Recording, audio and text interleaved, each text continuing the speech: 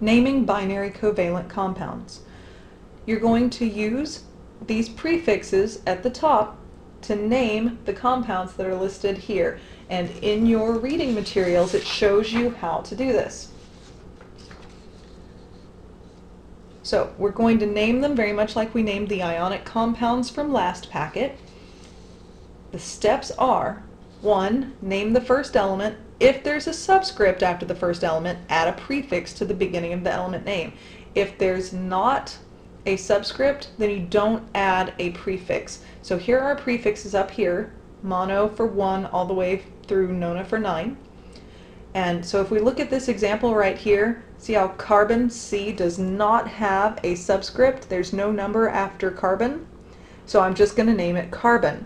But if I have a subscript, then I have to put the prefix that means that number. So since I have N3, I go up here to 3, it's tri, so I say tri-nitrogen, because there are 3 of them.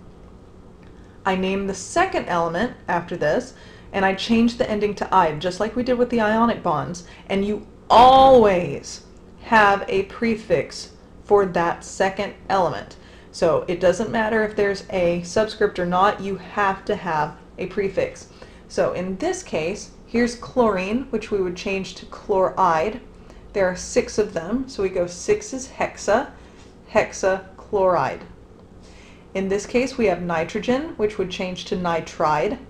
There's no subscript afterward, so it's understood to be 1, which means I come up here to 1, which is mono, and I would say mononitride. So boron, mononitride means 1 boron and 1 nitrogen. Now here's a special one. Oxide, because it begins with an O, makes for some weird vowel combinations when we put those together with a prefix. So usually the common practice is to go ahead and take out that extra vowel from your prefix. So instead of having tri-nitrogen for 3 nitrogen and then tetraoxide, which would be what we see here, we usually take out that last vowel from our prefix and we would make it tetroxide. It just takes out that weird A-O combination, especially if you have mono. It puts 2 O's together and you don't get monooxide, it looks more like monooxide.